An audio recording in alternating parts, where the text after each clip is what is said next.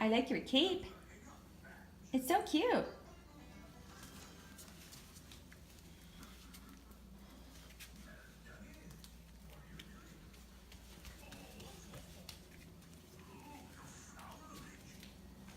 Rissa, do you want to wear your slippers?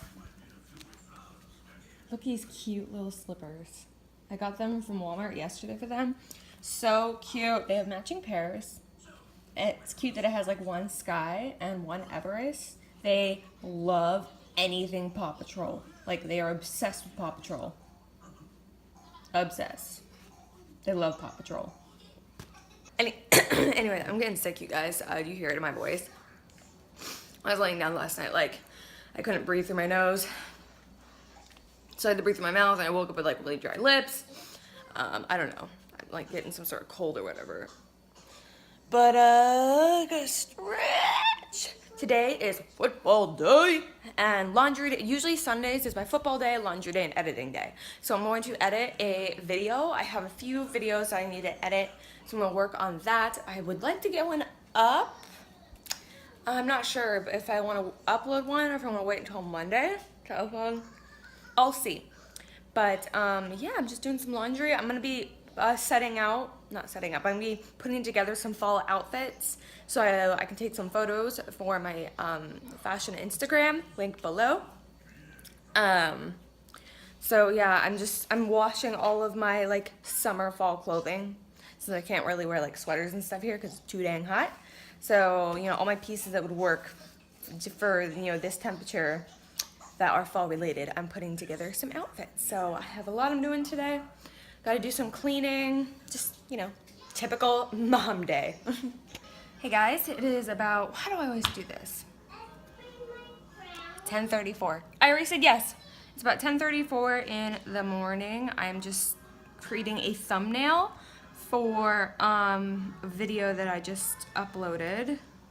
Yeah, exciting stuff here. So we're gonna go to the PX and just walk around a little bit.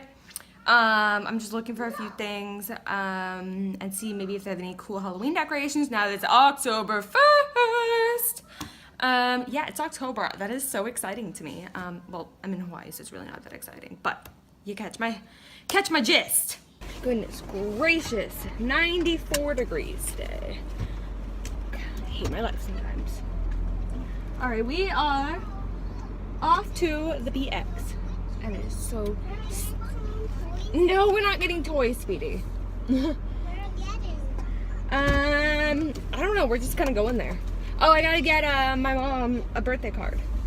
It was her birthday a couple days ago. I have like her present and stuff that I need to mail to her, but I haven't gotten a birthday card yet. So, whoops. I don't even know where the post office is here. Is that bad? I just uploaded a video. If you guys aren't subscribed to my beauty channel, I love if you at least check it out. I always have a link below for you guys to check it out. So, yeah, you should go check it out. I uploaded a cream contour,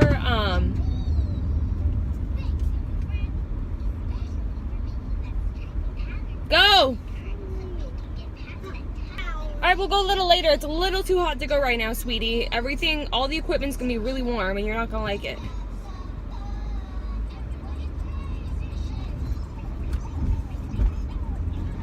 Yeah, way too warm to go. Anyways, what was I saying? Right, so it was a cream contour tutorial using super affordable cream contour products that I'm obsessed with. So yeah, you should go check it out. Let's see, what else is happening today? So it's football day. I need to be back by like 2 o'clock. That's when my game is. So that's the weird thing. So like, so living in Hawaii, so we're 6 hours behind the East Coast. We're 3 hours behind Pacific Standard Time. So like if I want to watch football and it happens to be on the West Coast, I have to like set an alarm because then the game will be on at like 7 o'clock in the morning. No, not 7, excuse me. Yeah, the game, so the game, if it's like a 1 o'clock game on the East Coast, excuse me, I have to set my alarm for like 7 a.m. to watch my game. And if it's, you know, because I'm a Seattle team, so if it's a home game, then the game's usually on at like 10 o'clock in the morning. But it is a later game It's like a night game, I think it's their Sunday night football, so it's gonna be at like 2 o'clock today. So yeah, it's kind of weird. Well then, vlogging inside of exchange didn't work. I had my phone out to like, put it away. So I'm like, fine. Yeah, so I'm gotta go drop something off later, or in a little bit. I'm waiting for her to message me back. I'm selling another thing. You know, just getting rid of baby stuff. I'm done having kids. Maybe I was supposed to wait to answer that because that was one of the Q&A questions. Anyway, yeah. And if we do end up having one more kid, later, most likely not. But if we did, then we would just get stuff then. But it would be like years and years and years and years down the road. So it's like I'm not the kind of person who holds on to things. Like, I hate clutter. I hate just a bunch of stuff. So like, if I'm done having kids, or at least I think I'm done having kids, it's gone. I don't really have sentimental value to a lot of things. Like, I have their shadow boxes I made of like from like the day they were born, and I think I have like one outfit each that I decided to keep. But I mean, I really don't hold a lot of sentimental. I actually, honestly, I really wish I held more sentimental value towards things, because like the level that I feel towards like, you know, certain items and things is like so low that it can actually be bad, like to where I sometimes wouldn't keep anything. But it's all kind of stems from family. Like, my mom was and is a hoarder. Like, she could literally be on that show, and like everything, even like anything like holds sentimental value to her, and that scared me so much that I never ever wanted to be like that I made myself the complete opposite, to the point where it's almost like a fault. Because, you know, I get jealous of my husband, because like he'll be like going through, he has these two things, he has these things, he calls it the big box of cool stuff, and it's like literally this box of just things that he collected over the years that like had some sort of like memory attached to it. And you know, I get kind of like, oh, I wish I had that. Like, I did have some things, like I had like all my poetry that I wrote, because I used to write a lot of poetry, and I had like notes. You know how you have like those football notes from friends? I kept every single note, and I had them in a shoebox. And just photos. Like, I don't even have photos. Like, I don't have baby photos. I don't have photos.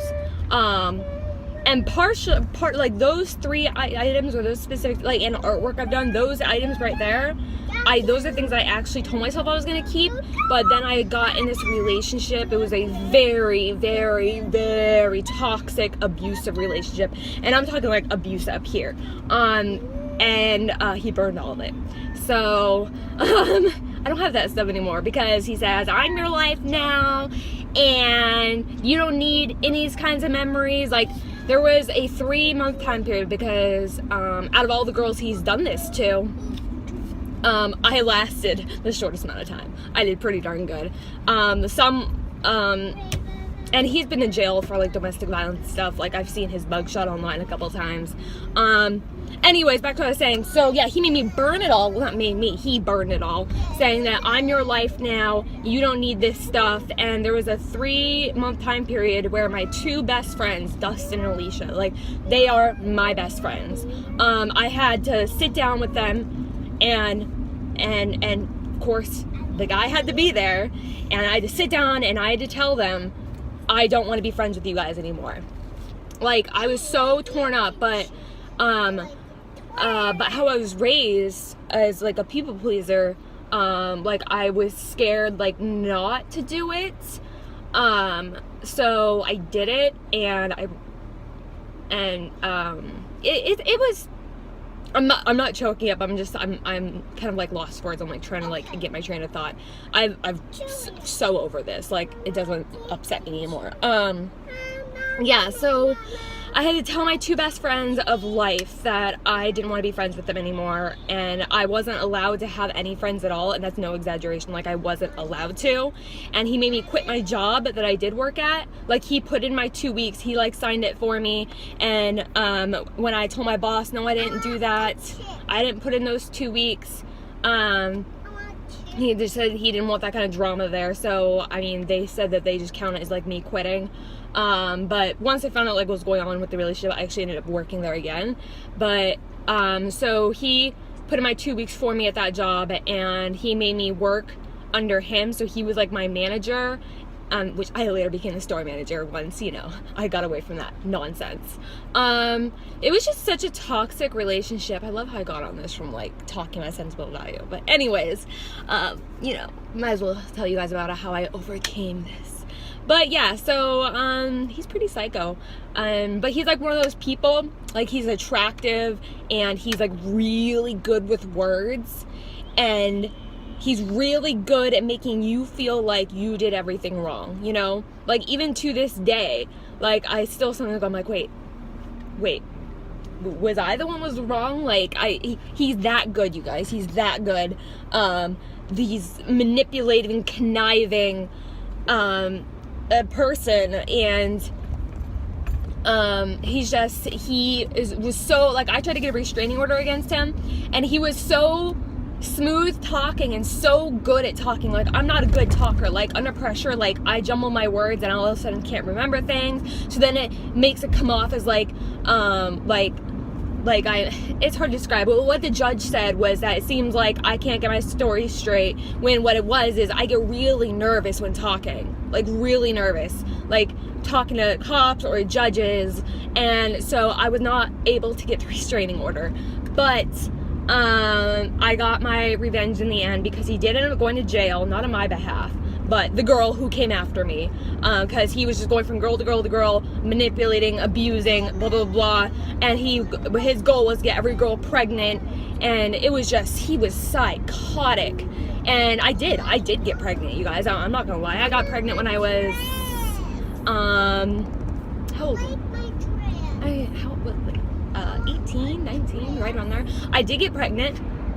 It was right before I joined the military. Like, when I finally, like, one day, I just decided I'm done. Like, I'm just gonna start from, the beginning. So after, like, I'm going through this nonsense, you know, whoa, this guy is, wow. I was going through this nonsense. I managed to stick it out for 3 months, but I managed to escape, you know, 3 months. And how it happened, it was almost like a blessing in disguise that I got pregnant. Actually, you know, all babies are blessings. At least that's how I view it now. I was young. I didn't know what I was doing. So I was at a WIC appointment. Like, he literally had to go to, like, he made himself go to all my appointments because he had to know where I was at every second of the day. The ones he couldn't go to because he had to watch the store was my WIC appointment. So I was 8 weeks. I was 8 weeks pregnant, maybe 10 weeks, right around there. Like, I was still under 3 months.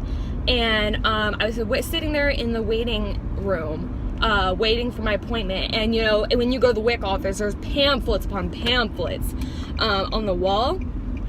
And, you know, you people just sit in doctor's offices and they look around, blah, blah, blah. And all of a sudden, like, this title, like, stuck out to me. Like, all of a sudden, like, it caught my eye. It's like I was literally drawn to this title, like I was supposed to see it. And the title of this pamphlet was "Love Shouldn't Hurt." And for some reason, like, I got up, I went, I grabbed that pamphlet, and I don't know, like, what it was that made me do this, but I read it, and in the center of it, like, when you open up the two flaps on the pamphlet, it has these questions. It says, if you answered yes to any of these questions, and, you know, I was going through the questions, I was like, yes, very much yes, answered yes to almost all the questions. And it said that you might be, you know, in an abusive relationship, and I was like, and then it literally all hit me, and I was like, wait, Jonathan, whoops, you know, whatever, it's a common name, Jonathan's not with me, my mom's here, this is my opportunity. So I told myself, I'm like, so forget the job. And when so like right when I made that decision, I got called in the office, and she looked at me, and like I had this like look of like being upset. She was like, are you okay? I'm like, no. I was like, and I held this pamphlet, I'm like, I'm being abused. And I was like, I need to do something about this. So she referred me. Well, and then she asked me if I wanted to keep the baby, blah, blah, blah, and we went through that whole thing. And anyways, long story short, I never, ever went home. I never went home. I mean, later I got stuck with a $7,000 bill, a $7,000 apartment bill, but yeah, I never went home except to get my stuff. Like, my mom, I was previously living with my best friend Alicia, at the time my previous best friend, and but we were still friends. And then I called her dad, because, you know, her dad was like my dad, and I called her dad and I was like, I want to come home, I need your help. And within 2 hours I had enough clothes and duffel bag for me to survive off of, and I never went back. Never went back. I was like, if I had not gone to that appointment, no, I take that back. If I had not been pregnant and gone to that appointment, my personality, being a people pleaser and being scared to like disappoint people, I don't know if I would have left had I not been there. So, and now being young, in my mind, I said, if I have this baby, then Jonathan will be in my life forever. And I made a split-second decision. And you know what? And I'm against abortion, but like I said, this was years and years ago.